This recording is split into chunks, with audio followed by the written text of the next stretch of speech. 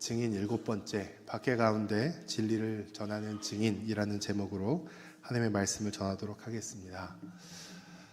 네, 완연한 봄입니다. 그렇죠? 네, 봄을 잘 누리고 계십니까? 네, 어떤 권사님에게 봄이 왔어요. 그랬더니 권사님이 아니에요, 목사님, 여름이 왔어요. 이러시더라고요.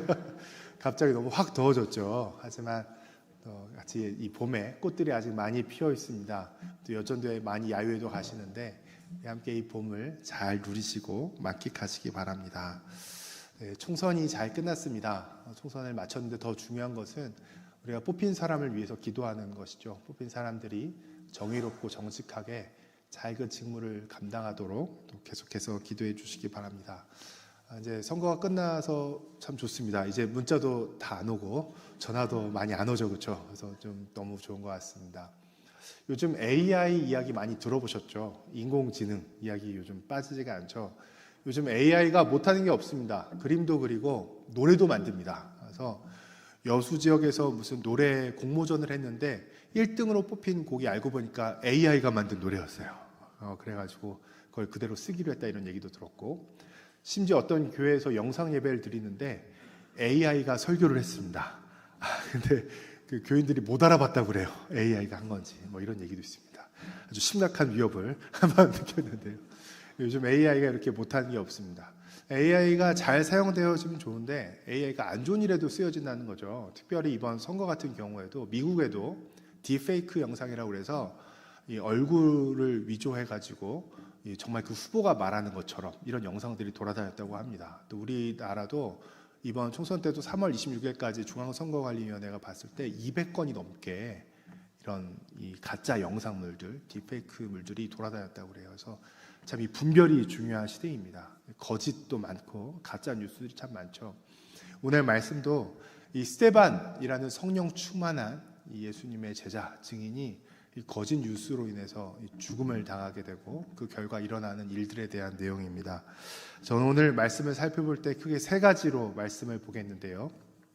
첫 번째로는 스데반의 죄목에 대해서, 오늘 PPT 띄워주시죠. 스데반의 죄목에 대해서 성전과 율법을 거슬러 말했다. 스데반의 죄가 무엇이었는지. 또 두 번째는 스데반의 연설.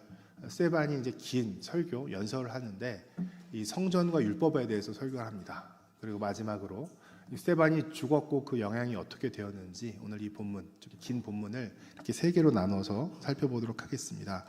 첫 번째로는 스데반의 이 죄목입니다. 성전과 율법을 거슬러서 말하였다. 지난주에 여러분 보신 것처럼 초대교회에서 7명의 사람을 세웠죠. 이 구제를 감당하게 하기 위해서 7명을 세웠는데 스데반이 그 중에 한 명이었습니다. 근데 이 스데반은 구제랑 봉사만 하는 사람이 아니라 이 말씀을 전하고 또 이 복음을 전한 사람이었죠. 그래서 오늘 말씀 6장 8절을 보면은 스데반이 은혜와 권능이 충만해서 기사와 표적을 민간에 행했다. 스데반은 계속해서 이 복음을 전했습니다. 뿐만 아니라 많은 기적이 일어나서 많은 사람들의 호응을 얻고 있었죠. 그런데 이 스데반이 오늘 이제 갈등이 일어납니다. 갈등이 일어났는데 9절과 10절 말씀을 보시면 자유민들과 이 논쟁이 벌어지는 겁니다. 이 자유민들은 구레네, 알렉산드리아, 길리기아, 아시아 여러 지역에서 온 사람들인데 이 사람들은 해외 동포입니다. 예수님 오시기 전 BC 63년경에 로마로 인해서 한번 이스라엘 점령을 당하는데 그때 이 폼페이우스 장군이 많은 사람들을 잡아가죠. 그래서 흩어져서 노예와 포로로 살았는데 이제 거의 한 100년 가까이 됐죠. 100년이 지나서 이 사람들이 자유를 얻은 겁니다. 그래서 해외에서 자유를 얻고 살고 있다가 이 오순절 명절 때 온 거죠. 또 이 사람들은 마지막 죽음을 예루살렘에서 죽고 싶어하는 마음이 있었기 때문에 왔습니다. 해외 동포들이죠. 이 사람들의 애국심이 어마어마합니다. 특별히 해외의 어려운 곳에서도 자기 유대인의 정체성을 지켰습니다. 우리에겐 성전이 있어, 우리는 율법이 있어, 할례를 받은 백성이야. 이런 자부심이 대단하고 열정이 있는 사람들이죠. 오히려 여러분도 해외에 더 애국자가 많다 이런 얘기도 많이 듣지 않습니까? 그래서 이 사람들이 마지막에 와서 살았는데 자기들끼리 이렇게 동포 사회처럼 모여서 회당에서 있었던 거예요. 알렉산드리아 사람들끼리 각자 모여서 이 회당에서 서로 말씀을 나누며 지냈는데 이 스데반도 헬라파 유대인이었기 때문에 영어를 잘 쓰는 것처럼 헬라어를 써서 이 회당에서 이 사람들에게 전도를 했습니다. 그래서 지금 이 스데반이 전도를 하는데 이거 가지고 이 회당에 있는 사람들과 논쟁이 붙은 거예요. 근데 문제는 10절에 스데반이 너무나 성령이 충만하고 지혜로 이야기하니까 이 사람들이 그걸 당해내지를 못합니다. 얼마나 억울했으면 11절에 사람들을 매수합니다. 돈을 주고 매수해서 거짓 증인을 세우죠. 이 사람이 모세와 하나님의 모독하게 하는 것을 내가 들었다. 그러면서 백성과 장로와 서기관들을 충동시켜서 잡아가지고 공회로 갑니다. 예수님이 돌아가신 것과 좀 많이 흡사합니다. 예수님 때도 거짓 증인들을 세워서 성전을 모욕했다. 신성 모독죄로 잡아가는데 그냥 여러분 말다툼이 아닙니다. 그냥 논쟁이 아니라 지금 이 자유민들은 스데반을 죽이려고 하는 겁니다. 왜냐하면 신성 모독은 돌에 맞아 죽는 죄이기 때문에 이 거짓 증인들을 사서라도 이 스데반을 죽여야겠다 이렇게 생각한 거죠.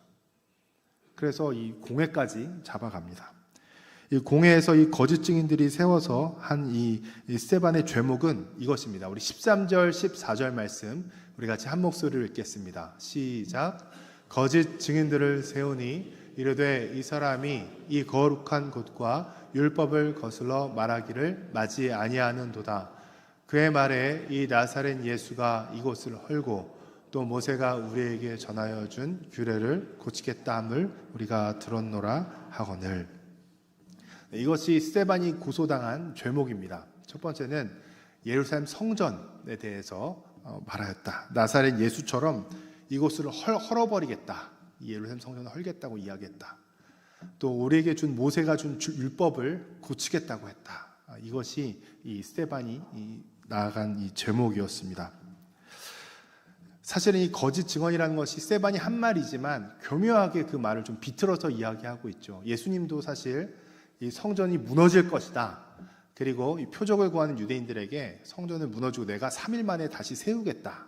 자기 육체를 가리켜서 이야기하셨는데 그것을 가지고 성전이 무너진다고 그랬다. 이것만 잡아서 얘기를 하는 거죠. 또 예수님도 율법을 폐한 게 아니라 완성시킨다라고 이야기하셨는데 율법을 고친다고 했다. 이거 신성 모독이다. 죽여야 된다. 이렇게 이야기하는 것입니다. 이 공의회원들, 자유민들이 보기에 스데반과 초대교회 사람들이 얼마나 눈에 가시였을까요? 그렇지 않아도 예수 그리스도를 죽인 지 얼마 안 됐습니다. 근데 예수가 부활했다는 소문이 돌고 막 성령이 임해서 오순절날 갑자기 막 복음을 전하기 시작하더니 초대교회가 점점 커집니다. 하지 말라고 잡아서 옥에 넣고 채찍질해도 더 복음을 전하고 또 막 병자들이 낫습니다. 사실은 종교 지도자들의 위기죠. 이런 상황에서 스데반이라는 사람이 예수님과 똑같이 이야기하는 거예요. 그들의 자부심, 하나님이 계시다는 이 성전에 대한 자부심을 건드립니다. 예루살렘 성전이 무너질 것이다. 그들이 갖고 있는 율법에 대한 자부심을 건드립니다. 율법에 대해서 너희가 율법을 잘 지키지 않는다. 이것을 가짜 뉴스로 만들어서 지금 스데반을 죽이려고 하는 것이죠. 그래서 이 스데반은 이 공회에 잡혀 들어갔는데 오늘 말씀 보면 천사 같은 얼굴을 가지고 사실 스데반은 전혀 두려워하지 않았습니다. 이것이 내가 죽을 수 있는 재판이라는 걸 알았음에도 불구하고 전혀 두려워하지 않고 왜냐하면 주님께서 함께 하시기 때문에 또 예수님이 미리 말씀하셨죠. 산상수훈 팔복에서 예수님께서 너희가 나를 위해서 박해받을 때 기뻐하고 즐거워해라. 많은 선지자들이 그와 같았다. 천국이 너희 것이다. 스데반은 그걸 알았기 때문에 이 재판에서 사형이냐 아니냐를 결정하는 재판에서 두려워하지 않고 불안해하지 않고 담대하게 자기의 할 말을 하기 시작합니다. 이제 우리 7장 두 번째로 스데반의 연설 내용인데요. 7장 1절부터 53절까지 나와 있습니다.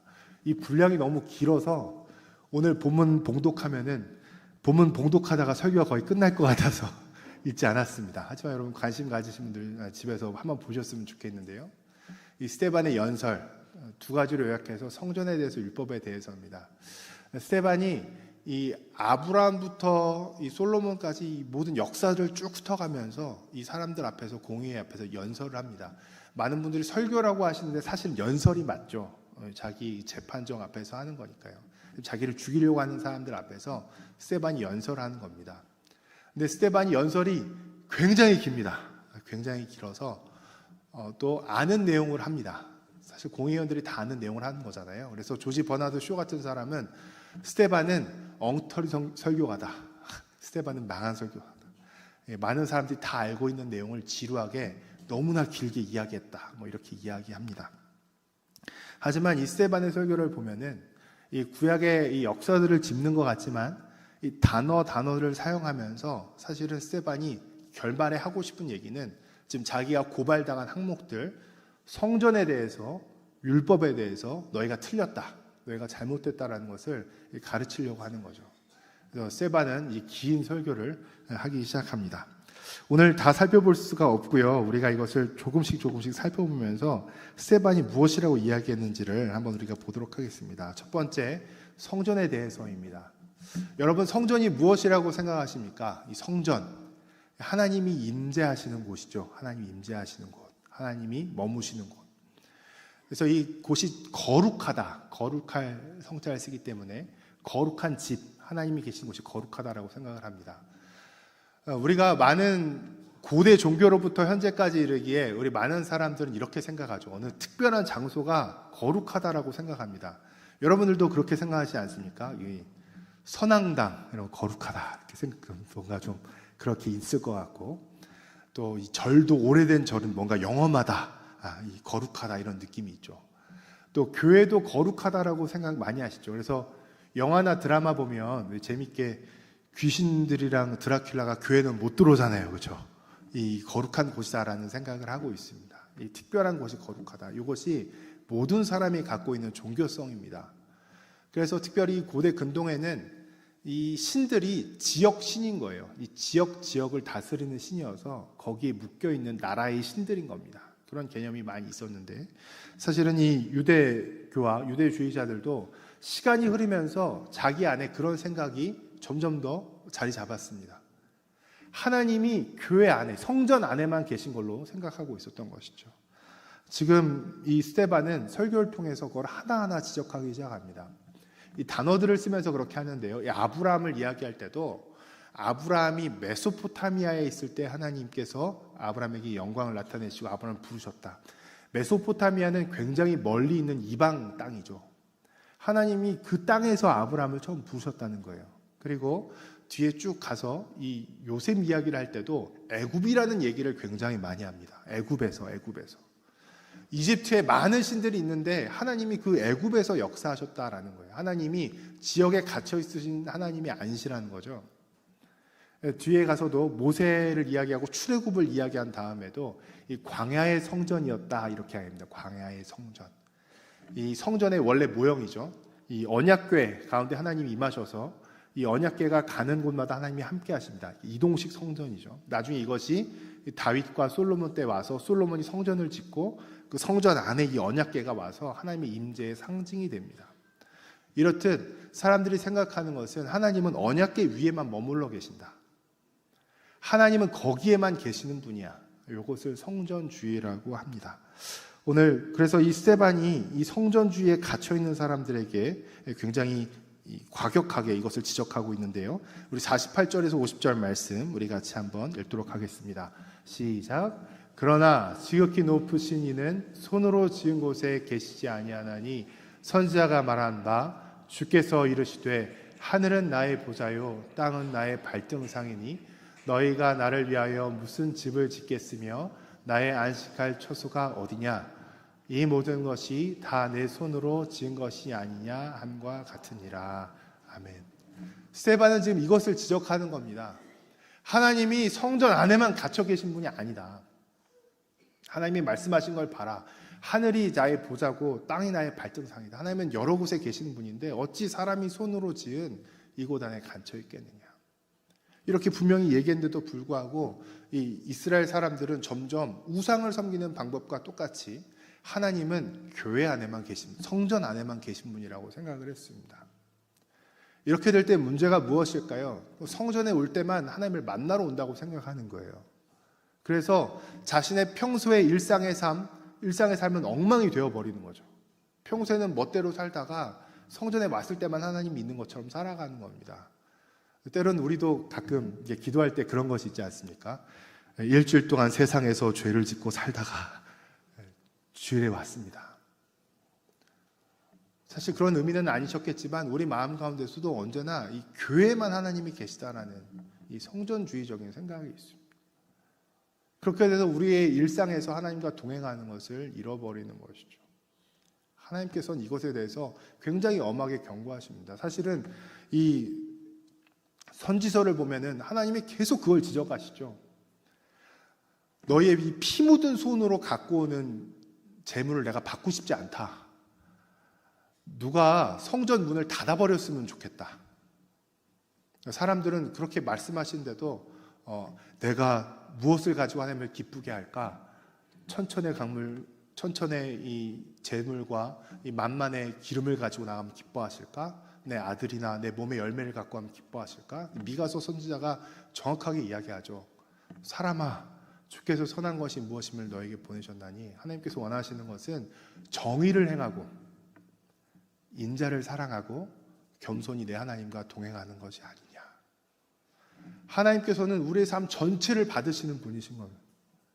우리가 일상의 삶에서 정의를 행하고 사람들을 사랑하고 겸손히 하나님과 동행하는 삶을 원하시는 분인데, 이 사람들은 하나님은 성전 안에만 갇혀 계신 것으로 생각하다 보니, 다른 우상들처럼 그 지역의 신으로만 생각하다 보니까 일상의 삶은 엉망으로 살면서 성전에 올 때만 회개하고 성전에 올 때만 제사 한 번으로 모든 걸 다 처리하려고 하는 그런 사람들이 되어버린 거죠. 예수님도 그래서 이 성전에 대해서 엄하게 말씀하셨죠.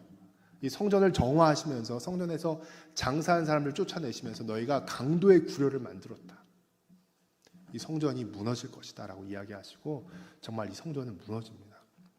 성도님 여러분, 잘 생각하셔야 합니다. 성전이 무엇인가요? 성전이 무엇인가요? 우리도 가끔 성전이란 용어를 쓰죠. 성전 건축 헌금, 또 교회를 하면 성전 이렇게 얘기하는데, 정확히 얘기하면 교회입니다. 교회. 저는 좀 좋아하는 표현이 예배당. 우리 여성동교회도 여수 지역에 이렇게 간판들이 그렇게 되어 있어요. 예배당, 여성동교회 예배당.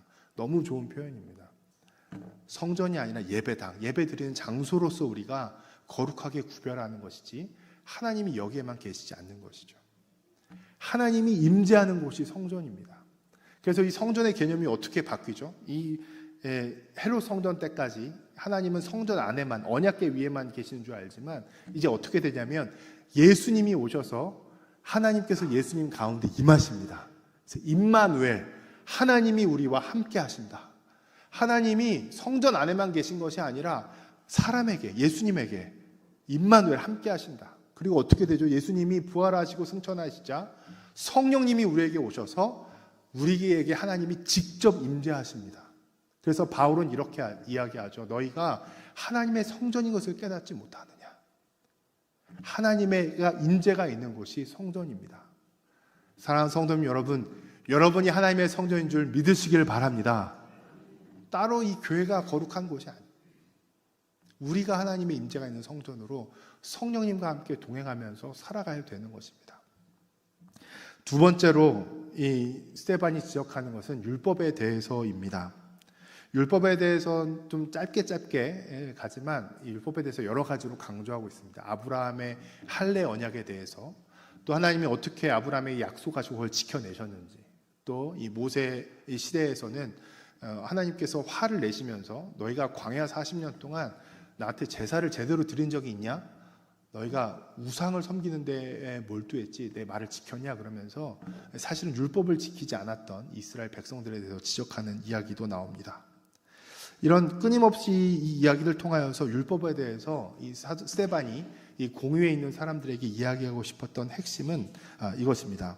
너희 선조들이 율법을 지키지 않았다는 겁니다. 지금 유대 공회에 있는 사람들, 유대인들은 우리는 율법을 잘 지켜, 하나님이 그러니까 우리를 사랑하실 거야, 우리를 지키실 거야 라고 믿고 있지만 사실은 너희가 율법을 잘 지키지 않고 있다. 너희 선조들도 그랬다 라고 이야기하는 것입니다. 오늘 이 스데반 설교의 마지막 부분인데요, 우리 51절부터 53절 말씀입니다. 우리 51절, 53절 같이 한 목소리 읽겠습니다. 시작. 목이 곧고 마음과 귀에 할례를 받지 못한 사람들아, 너희도 너희 조상과 같이 항상 성령을 거스른도다. 너희 조상들이 선지자들 중에 누구를 박해하지 아니하였느냐? 의인이 오시리라 예고한 자들을 그들이 죽였고, 이제 너희가 그 의인을 잡아준 자요, 살인한 자가 되나니 너희는 천사가 전한 율법을 받고도 지키지 아니하였도다 하니라. 아멘. 사실은 이 유대인들이 하나님의 율법을 가지고 있다, 우리 율법을 잘 지킨다고 하지만 스데반이 보기에 너희 율법을 어긴 사람들이라는 거죠. 끊임없이 하나님이 보내신 선지자들을 죽였고, 너희가 육체의 할례는 가지고 있지만 마음의 할례를 받지 않아서, 귀의 할례를 받지 않아서 마음이 거듭나지 못하고 형식적인 것만 남아있는 사람들이라고 스데반은 이 율법에 대해서 그들에게 이야기하고 있는 것입니다. 예수님 당시에도 예수님이 율법 학자들과 많이 싸우셨죠. 이 율법은 어떤 문제가 생겼냐면, 처음에 율법은 무엇이죠? 하나님께서 모세에게 주신 10계명이 있고, 그 다음에 율법들이 자세하게 펼쳐지는 레위기, 민수기, 신명기에 나오는 많은 그 여러 율법 조항들이 있습니다. 근데 이 이스라엘 백성들이 나중에 어떻게 되냐면 이 율법을 굉장히 세분화시켜요. 안식일을 거룩하게 지켜라 그러면 안식일에 어디까지 걸어갈 수 있는가, 안식일에 어떻게까지 해야 되는가, 이것들을 계속해서 율법을 만들어서 지킵니다. 이렇게 하는 이유는 철저하게 지켜서 하나님의 사랑을 받겠다라는 의미도 있지만, 사실은 이 사람들의 마음 가운데 그게 있는 거죠. 율법을 못 지키는 사람들을 경멸하고 자기 의가 되는 겁니다. 나는 이렇게 율법을 잘 지켜, 너희 율법을 못 지키는 사람들. 이렇게 이 율법이 자기 의의 도구가 되어버렸고, 또 이 율법주의의 문제가 뭐냐면, 이 율법을 가지고 오늘날도 그렇죠. 이 법망을 교묘하게 빠져나가는 사람들. 그래서 율법에 대해서 예를 들면 고르반이 있겠죠. 고르반. 하나님한테 드렸다 하는 바 되면은 이렇게 헌금으로 해버리고 부모를 돌보지 않는 것에 대해서. 그러니까 이 율법을 악용하는 사람들이 생겨났던 것입니다. 사실 율법은 하나님께서 하나님의 백성은 이렇게 살아야 돼, 세상과 구별돼서 이렇게 말씀대로 살아가는 거야 라고 하나님께서 주신 율법인데, 이 율법이 변질되어서 사람들은 내 의를 드러내는 도구로, 다른 사람을 정죄하는 도구로, 또 이게 교묘하게 이 법망을 빠져나가서 내 욕망을 채우는 도구로 이 율법을 사용하고 있었던 것입니다. 그래서 이 스데반은 통렬하게 이 율법에 대해서 지적합니다. 예수님도 일부러 율법을 막 어기셨죠. 안식일에 일부러 미리삭을 까서 먹으시고 안식일을 어기십니다. 이거 사실 안식일을 거룩하게 지키라는 걸 어긴 것 때문에 돌에 맞아 죽어야 되는 거거든요. 예수님은 계속해서 안식일에 병자도 고치고 이 율법주의에 빠져있는 사람들을 도발하십니다. 그러면서 예수님이 말씀하시죠. 이 율법은 정말 뭐냐면, 내가 율법을 폐하려 온 게 아니라 완성시키러 왔다. 온 율법은 하나님을 사랑하고 내 이웃을 내 몸처럼 사랑해라 하신 이 말씀 하나 이루었다. 이것이 율법을 온전하게 하는 것이죠. 예수님의 정리는 참 놀랍습니다. 율법은 뭐죠? 이거 하지 마, 저거 하지 마. 이거 하면 안 돼, 저거 하면 안 돼. 네가 이거 안 하고 착한 것을 하면 하나님이 복을 주시고, 네가 율법을 어기면 하나님의 저주가 임할 거야. 이것이 율법입니다. 예수님은 이것을 바꾸어 버리시죠. 이거 하지 마, 저거 하지 마. 두려워서 하는 게 아니라 하나님을 사랑하라, 이웃을 사랑하라. 하나님을 사랑하면, 하나님을 사랑하기 때문에 하나님에 대한 율법을 지키게 되는 거죠. 하나님을 사랑하기 때문에 안식일을 지키는 겁니다. 하나님을 사랑하기 때문에 우상을 만들지 않는 겁니다. 이웃을 사랑하라도 마찬가지입니다. 이웃에 대해서 사기치지 마라, 거짓말하지 마라, 살인하지 마라, 이게 무서워서 하는 게 아니라 이웃을 내 몸같이 사랑하라고 하셨기 때문에 적극적인 사랑으로 이 율법을 지키게 되는 것이죠. 예수님은 이때 당시에 율법주의 문제를 꿰뚫어 보시면서 이 율법을 바꾸어 온전하게 하십니다. 온전하게. 하나님을 사랑하고 이웃을 사랑해라. 하지만 이때 당시에 이 사람들은 여전히 율법주의에 매여 있었죠. 우리는 율법을 잘 지키니까 하나님이 사랑하실 거야. 그러면서 위선적이고 율법을 지키지 못한 사람들을 공격하고 자기의 칼이 되어서 사람들을 공격하는 도구로 율법을 사용하고 있었습니다. 성도 여러분, 율법주의에 빠지면 은혜가 사라집니다. 하나님의 사랑이 사라집니다. 나의 공로만 남습니다. 사실은 오늘날도 우리 가운데 이런 율법주의들이 좀 있지 않나요? 우리가 성전에 그렇게 생각했던 것처럼 율법주의의 모습들이 우리한테 있지 않나요? 지성이면 감천이다. 이런 우상적인 생각들이 우리 가운데 있습니다. 다른 종교들은 그렇게 이야기하죠. 지성이면 감천이다. 네가 열심히 노력하면 거기에 대해서 신이 보답을 할 거다. 그래서 왜 전 보러 가면 그러잖아요. 어허, 정성이 부족하다. 막 이렇게 이야기하잖아요. 그렇죠? 정성을 더 바치면 더 해주겠다는 거죠. 하나님의 은혜는 그렇지 않습니다. 하나님의 은혜는 그렇지 않습니다. 우리가 죄인 되었을 때, 죽을 수밖에 없었을 때 아무런 우리 인간의 공로 없이 하나님이 우리를 사랑하셔서 예수 그리스도 통해서 우리를 은혜로 구원하신 줄로 믿습니다. 그런데 우리는 계속해서 공로주의에 빠진 거예요. 그래서 우리도 똑같이 이렇게 율법을 가지고 다른 사람을 정죄하죠. 저 사람은 권사가 돼서 이것도 열심히 안 해. 저 사람은 왜 저래? 나는 예배도 다 잘 드리고, 물론 우리가 신앙생활을 열심히 하는 게 중요하겠지만 이 율법주의로 가면 안 되는 겁니다. 내가 이번에 열심히 봉사했으니까 하나님이 뭐 주시겠지. 기브 앤 테이크처럼. 내가 열심히 뭐 하고 헌금을 많이 했으니까 날 뭘 해주시겠지. 근데 그렇게 안 되면 토라지고 삐지고, 하나님 어떻게 나한테 이럴 수 있냐. 하나님은 우리를 은혜로 구원하신 분이고 율법에서 우리를 자유하게 하신 분인데 우리는 여전히 율법주의로 빠져들어갑니다. 이걸 지키면 이렇게 되는 것처럼 하나님과의 관계가 은혜와 사랑의 관계가 아니라 율법주의적인 관계가 되어버리는 것입니다. 스데반이 이렇게 이 성전과 율법에 대해서 이 고발을 당하고 이 긴 설교 연설을 통해서 자신을 이렇게 변호하면서 오히려 그 공의원들, 유대 사람들의 죄를 지적합니다. 너희가 오히려 잘못했다. 하나님이 어떻게 성전 안에만 계시냐? 너희가 율법을 지키지 않았다. 이렇게 오히려 지적을 하죠. 그래서 스데반은 이제 죽음을 당하게 됩니다. 이 54절을 말씀을 보시면 이 말을 듣고 마음에 찔려 그를 향하여 이를 갈거늘. 그러니까 사실은 이 말을 듣고 마음이 찔렸다는 거예요. 자신의 죄라는 것들을 알았는데도 불구하고 이 사람들은 그것을 인정하지 않죠. 회개하지 않습니다. 오죽하면 거짓 증인들까지 세웠겠습니까? 이것도 10계명을 어기는 건데, 9계명을 어기는 건데 이 사람들은 어떻게 느꼈을까요? 스데반이라는 이단을 처단하는 거야. 예수라는 이단을 처단하는 거야. 우리는 무조건 오라. 이걸 지켜야 돼. 이러면서 눈에 뭐가 씌운 것이죠. 그래서 이 스데반이 성령 충만하여서 하늘을 하나님께서 보여주시죠. 하나님과 예수 그리스도께서 우편에 서 있는 것을 보여주심에도 불구하고 그걸 보고 내가 그걸 보노라 하니까 이 사람들이 참지 못하고 57절에 큰 소리를 지르며 귀를 막고 달려들어서 성 밖으로 내치고 돌로 쳐서 스데반을 죽여버리게 됩니다. 이 성전주의와 율법주의, 사실은 참된 하나님을 믿는 신앙이 아니라 자기의 가치관을 믿은 거죠. 자기 신념을 믿은 겁니다. 이 예루살렘 성전, 이 율법, 내가 이걸 지키고 있으니까 하나님이 우리 편이야. 오히려 스데반, 예수 그리스도 저게 이단이야. 자기의 신념에 빠져서 메시아도 못 알아보고 성령 충만한 사람이 하는, 선지자들이 하는 이야기도 못 알아보고 이들을 죽음으로 내몰게 되는 것이죠. 재밌게도 이 박해와 이 죽음은 재밌게 이어집니다. 8장 1절 말씀 보시면 그날에 예루살렘에 있는 교회가 큰 박해가 있어 사도 외에 다 유대와 사마리아 모든 땅으로 흩어지니라 이렇게 나와 있습니다. 그러니까 이때부터 이제 초대교회, 예루살렘에 있는 초대교회는 흩어지면서 이 무대가 옮겨지게 되는데요.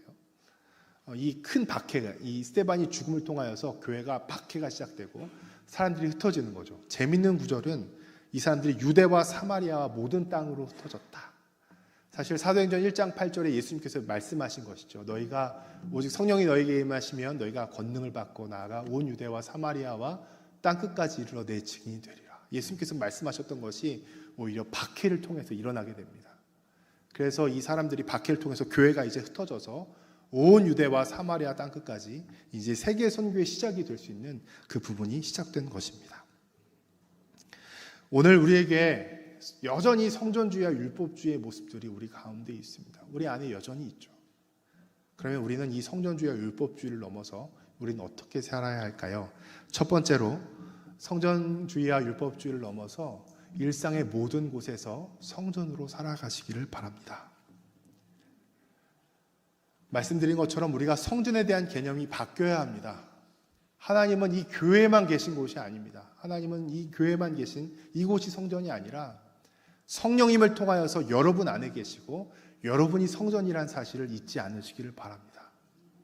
그래서 여러분이 예배당을 나가서 여러분이 식당에 가시면 성전이신 여러분이 가기 때문에 그곳이 거룩한 곳이 되는 겁니다. 내일 여러분들 출근하시죠? 여러분 직장이 하나님이 임하시는 성전이 되는 겁니다. 여러분 집에서 싱크대 앞에서 설거지하시는 그곳이 여러분의 성전, 여러분의 성소가 되는 것입니다. 하나님과 함께 동행하기 때문에 모든 것이 성전이 되는 것이죠. 그러면 우리는 무엇을 해야 되나요? 내일부터 여러분이 속한 모든 곳에서 성전답게 여러분 하나님의 이름을 높이며 살아가시기를 주님의 이름으로 축복합니다. 한국교회에 이것이 참 회복되어야 됩니다. 한국교회를 넓혀서 생각해 보면 너무나 성전주의에 빠져 있죠. 여전히 큰 건물이 하나님이 계시는 것이라고 착각합니다. 그래서 오히려 법을 어기면서까지 강남에 큰 기네스북에 오르는 세계에서 가장 큰 교회당을 만들어 놓고 불법으로 지어 놓고도 하나님이 하셨다고 이야기합니다. 가장 큰 교회, 세계에서 가장 큰 교회가 되면 하나님이 기뻐하실 거라고 생각하죠. 아름다운 건물과 좋은 건물을 지으면 하나님이 기뻐하실 거라고 생각합니다. 큰 교회 다니면 내가 큰 믿음이 있는 사람처럼, 아주 대단한 사람처럼 생각을 하죠. 여러분, 이것이 우리에게 남아있는 성전주의의 폐해입니다. 특별히 한국교회, 이렇게 교회가 많고 세계에서 크다는 교회가 다 모여 있는데 지금 어떤 상황이 있습니까? 사람들이 교회에 실망하고 교회를 떠나가고 교회가 이렇게 많이 있음에도 불구하고 사회는 더 안 좋아지고, 한국은 세계에서 가장 불안해한 나라라고 뽑은 이 사람이 있더라고요. 가장 저출산에 자살한 사람들이 가장 많고 노인들의 이 노후 생활이 가장 불안한 나라, 가장 우울한 나라. 사실 우리가 살고 있는 이 한국은, 대한민국은 살기 쉽지 않은 나라입니다. 세계에서 가장 불행한 나라라는 표현이 어떻게 보면 틀리지 않습니다. 이렇게 교회가 많은데, 이렇게 믿는 사람이 많은데 한국은 여전히 그런 것입니다. 성도님 여러분, 내일부터 시작되는 일상 가운데 하나님의 임재가 충만한 성전으로 살아가시기를 주님의 이름으로 축복합니다. 여러분이 하나님을 드러내십시오, 일상에서. 두 번째로, 성전주의와 율법주의를 넘어서 율법이 아니라 성령으로 살아가시기를 바랍니다. 우리는 은혜로 구원을 받았다는 걸 알고 있지만 어느새 돌아서면 우리의 공로주의가 자꾸 우리 마음 가운데서 일어나죠. 앞서 말씀드렸던 것처럼 내가 이것을 하니까 하나님이 기뻐하실 거야. 나는 이런 사람이니까 기뻐하실 거야. 또 하나님의 은혜로 살아가는 것이 아니라 하나님한테 자꾸 기브 앤 테이크로 살아. 내가 이렇게 했으니 하나님 복 주십시오. 이렇게 했으니 이렇게 해주십시오. 하나님의 사랑과 은혜는 그런 것이 아닌데 자꾸 그렇게 우리는 하나님을 우상 섬기듯이 살아갑니다. 우상 섬기듯이. 이미 우리에게 모든 것을 다 주셨고 우리를 구원하셨기 때문에 우리가 하나님을 위해서 살아가는 것이 아니라 다른 우상 섬기는 거랑 똑같이 내가 헌금 많이 했으니까 이 문제 해결해 주십시오. 내가 교회 봉사 열심히 했으니까 이거 해결해 주십시오. 이것이 아닌 것입니다. 이 율법주의를 넘어서 우리는 성령으로 살아가야 됩니다. 여러분, 삶에서도 마찬가지입니다. 내가 교회에서 이렇게 많은 걸 하니까 우리 일상에서 삶이 관계가 없는 것인가요? 그렇지 않습니다. 오히려 우리는 그리스도인이 더 법을 잘 지켜야 되고 또 오히려 우리가 세상 사람들에게 소금과 빛의 사명을 감당해야 되는 것이죠. 하지만 안타깝게도 많은 조사들을 보면은 더 이상 사람들은 우리 그리스도인들을 신뢰하지 않습니다. 교회 다니는 사람들이 더 도덕적이지 않다. 교회 다니는 사람들이 더 법을 안 지킨다. 교회 다니는 사람들이 더 욕망이 있다. 이렇게 이야기하죠. 성도님 여러분, 율법을 넘어서 우리 안에 항상 함께 하신 성령님을 기억하시면서 성령님과 동행하며 성령으로 살아가시길 주님의 이름으로 축복합니다. 예수님이 하신 것처럼 사랑으로 살아가는 거죠. 하나님을 사랑하고 이웃을 사랑하는 삶. 여러분, 이것이 우리가 율법을 온전하게 이루는 것입니다. 그래서 신앙생활을 오래 하신 분은 오래 하실수록 우리는 이 사랑의 프로가 돼야 됩니다. 사랑의 프로. 더 용서하고 더 사랑하고 더 받아주는 그런 사람들이 되어야 되는 것이죠. 성도님 여러분, 사랑의 프로가 되시기를 주님의 이름으로 축복합니다. 마지막으로 성전주의와 율법주의를 넘어서 복음을 가지고 세상으로 나아가시기 바랍니다. 오늘 본문은 재미있게도 이 예루살렘 스데반이 죽은 이 박해와 이 교회 박해와 고난을 당한 후에 오히려 이 사람들이 흩어져서 유대와 사마리아 모든 땅으로 흩어져서 하나님의 복음이 전파되기 시작하는 선교의 결과를 가져왔습니다. 모여있는 것이 아니라 또 박해는 나쁜 것이었지만 오히려 이것이 이 복음을 널리 전파하는 계기가 되었던 것이죠. 사실 생각해보면 한 곳에 모여있으면 성전주의가 발동되기가 너무 쉽습니다. 이 교회 안에만 모여 있으면 직책이 나누어지고 율법주의가 되기가 너무 쉽습니다. 여러분, 지난주에도 말씀드렸던 것처럼 우리 교회의 목표가 무엇인가요? 더 많은 사람들이 많아지고 건물이 더 멋있어지고 더 우리 교회 예산이 많아지고 우리 교회가 더 행사를 세련되게 하고 이런 것이 우리의 교회의 목표인가요? 그렇지 않은 거죠. 우리 교회의 온전한 목표는 하나님을 예배하고 온 세상 가운데 복음을 증거하는 것인 줄로 믿습니다.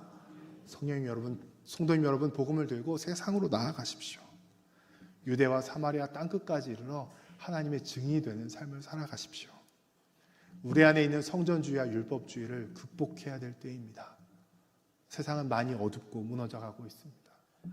성도님 여러분, 오늘 말씀 가운데 성령님이 우리를 변화시키셔서 성전주의와 율법주의를 넘어서 하나님의 성전으로 살아가고 빛과 소금의 역할을 담당하는 성도님들이 되시기를 주님의 이름으로 축복합니다. 우리가 지금 오늘 함께 부른 찬양 함께 부르면서 우리가 함께 결단하기를 원합니다. 세상에서 우리가 그리스도인으로 살아가는 것이 참 어려운 일이죠. 스데반이 모함을 당하고 죽임을 당한 것처럼 사실 우리도 세상에서 이 진리를 위해서 살아갔을 때 많은 고난과 박해를 겪게 될 줄도 모릅니다. 하지만 성도님 여러분, 우리를 자유케 하시고 우리에게 새 힘을 주시고 복음의 증인으로 살게 하시는 하나님을 바라보며 승리하시기 바랍니다.